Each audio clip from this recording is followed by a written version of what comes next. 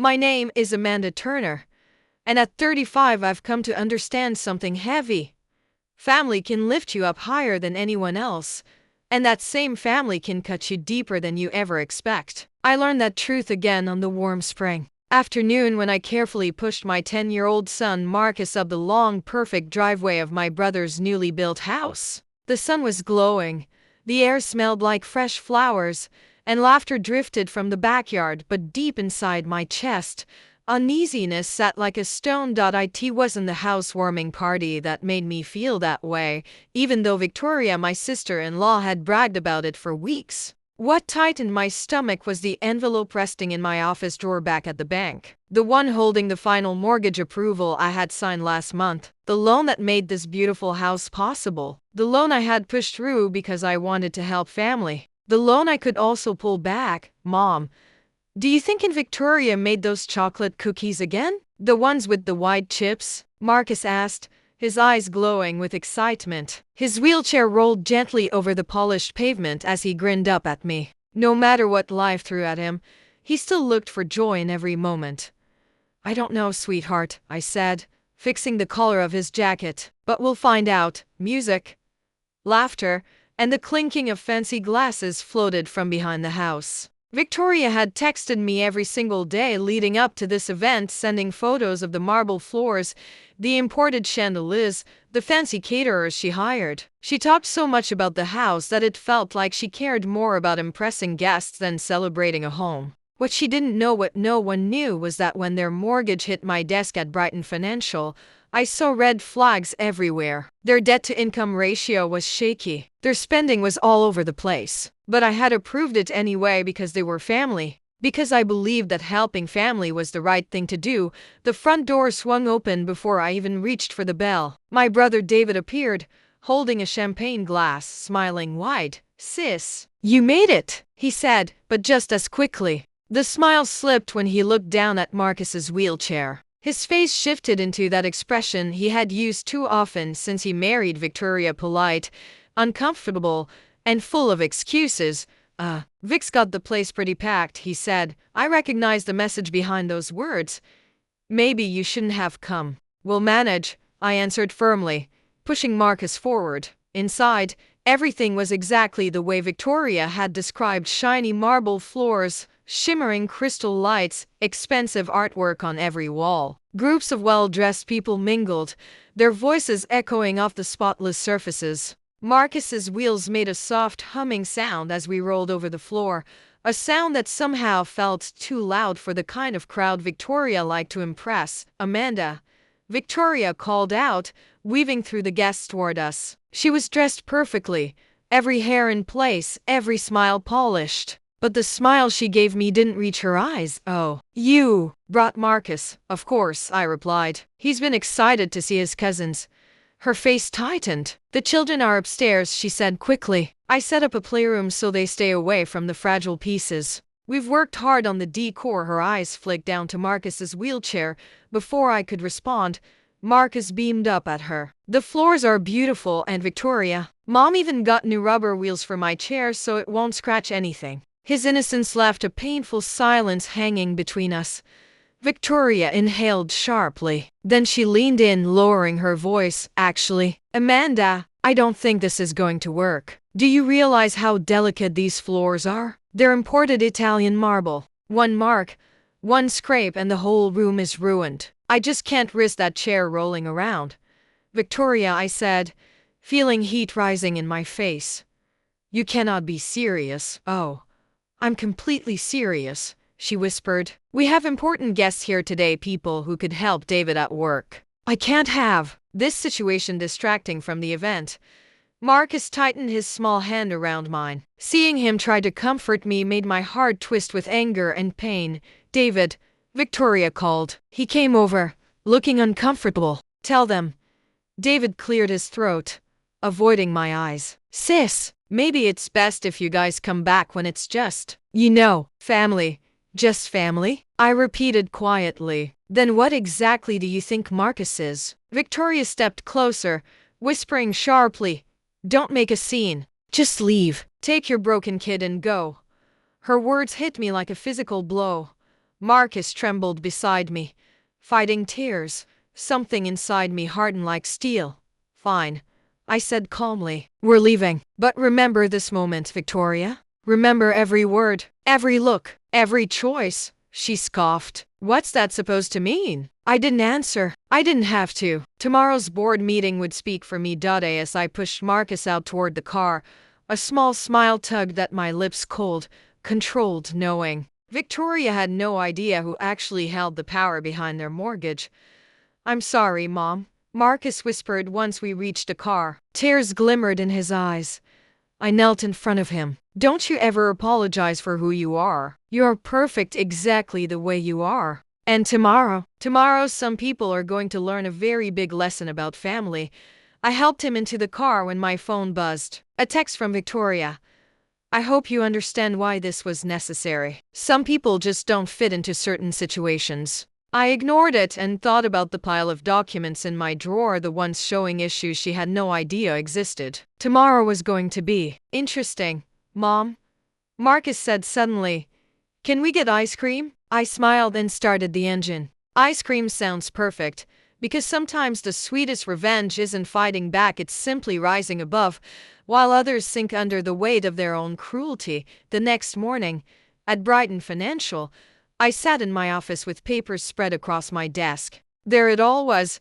Overextended credit cards, hidden loans, shaky income numbers. I had pushed those problems aside because I wanted to help them. After yesterday, that loyalty felt misplaced. My assistant knocked. The board is ready for you. I gathered the files and glanced at the photo on my desk. Marcus at last year's science fair, winning his award for a project on wheelchair accessibility. His wide grin fueled my determination. Mr. Blake, the CEO, greeted me as I walked into the conference room. Mrs. Turner, you called this emergency review for the Morrison property loan. Yes, I said, handing out documents. I've uncovered several major issues that must be addressed immediately.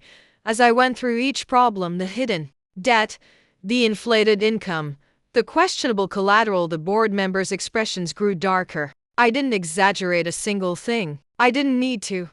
Halfway through the meeting, my phone buzzed. Victoria, the marble floors are scratched. Your son must have done it. We had barely stepped inside yesterday. She was already blaming him. I silenced my phone. With all this information, I concluded, I recommend a full review and possible recall of the loan. The CEO leaned forward. Why were these issues not flagged during the initial approval? There were, I said. I ignored them. Because the applicants are my family. That was a mistake. Another buzz. A voicemail from David. Sis, Victoria wants to bill you for the floor repairs. You know how Marcus's chair can be. Please don't make this harder. The board made their decision quickly. By noon, the recall notice was issued. David and Victoria now had 30 days to refinance or pay their full balance, something I knew they couldn't afford. As I left the room, my phone rang again. This time, my mother. Amanda, she said, her voice tight. Victoria is crying at my house. She says you're trying to get them evicted. Sweetheart, I know she can be difficult, but they just moved in, Mom. I interrupted.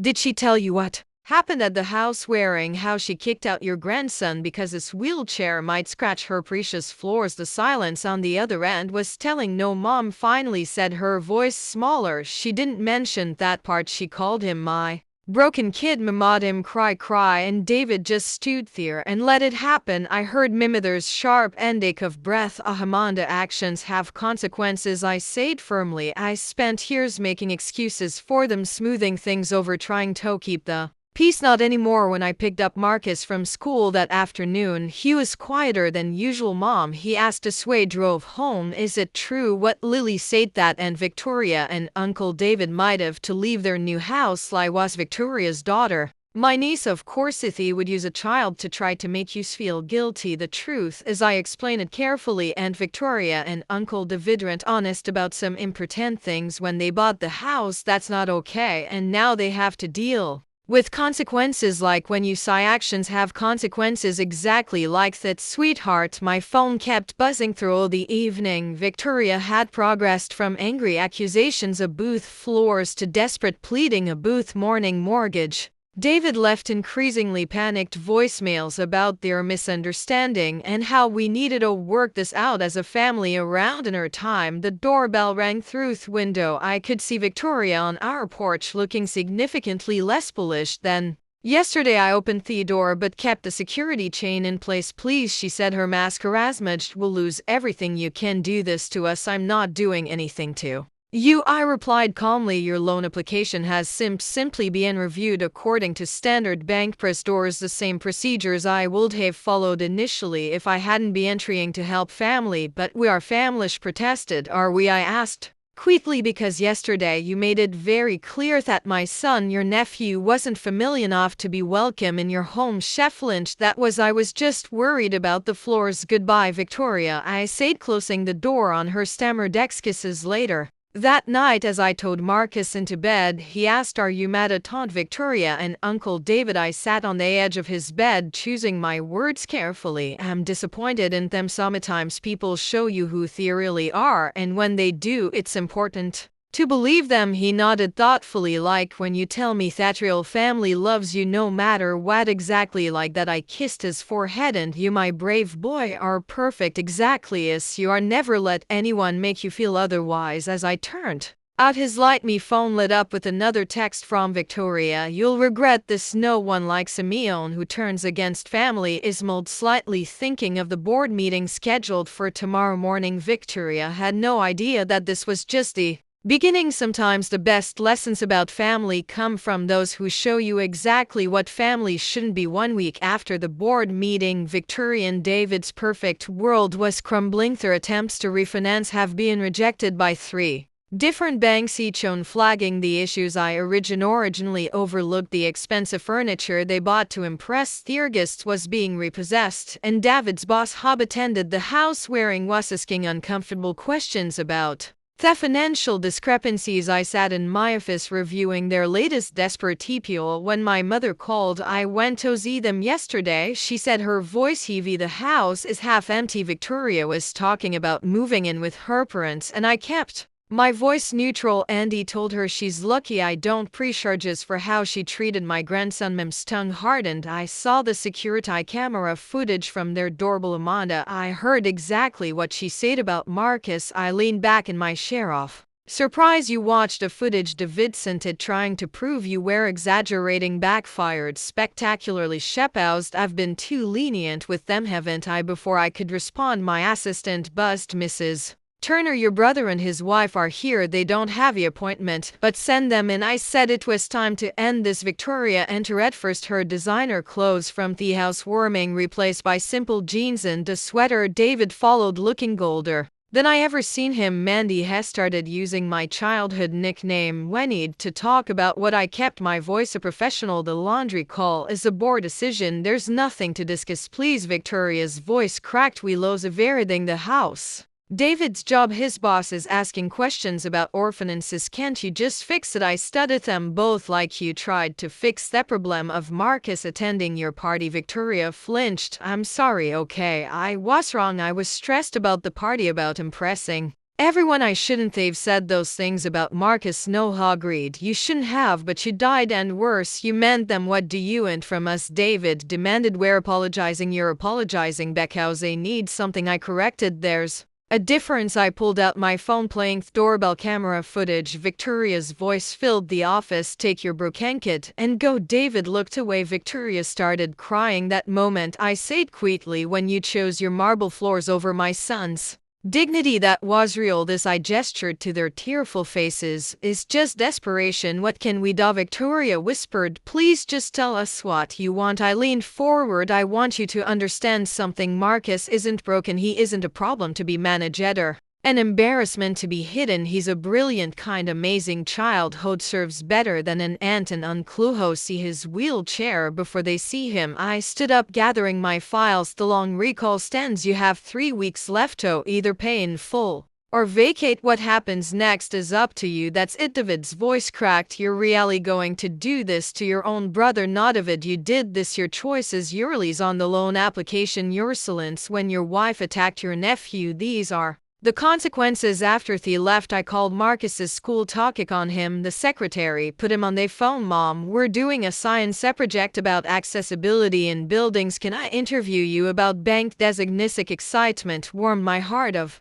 course, so we thought maybe we can even visit some buildings this weekend to research state vinning. As we worked on his project at the kitchen table, the doorbell rang. It was my mother holding a familiar photo album. Found these while cleaning, she said, sitting down with us. Look, Marcus, this is your mom when she was your age. You spend the evening looking through old photos, sharing stories, laughing. When Marcus went to bed, Mom stayed behind. Victoria called me again. She said they're moving in with her parents next week. The house is being surrendered to the bank. I nodded, unsurprised. You know what Marcus said to me today? Mom continued. He said he's glad he has a mom who sees him, not his wheelchair. That boy has more wisdom than all of us. The next morning I received a formal email from Victoria and David's lawyer agreeing to a voluntary surrender of the property. No more accusations, no more guilt trips, just acceptance of their situation at work. Mr. Blake called me into his office. Heath Morrison property situation. You handled it exactly right. Maintaining properties and integrity, even with family involved, is exactly what we need in our new chief risk officer position. Life moved forward, and Victoria and David eventually found a smaller house they could afford. They sent Christmas cards but didn't invite us over. That was finu. We're done pretending. Marcus continued to excel at school and his science project on accessibility won first place. He received his award sitting proudly in his wheelchair on the stage. I thought about Victoria's marble floors and smiled. Sometimes the best revenge isn't about getting even, it's about standing firm in your truth and letting others face the consequences of their own actions. Marcus taught me that just by being exactly who he is, perfect wheelchair and all,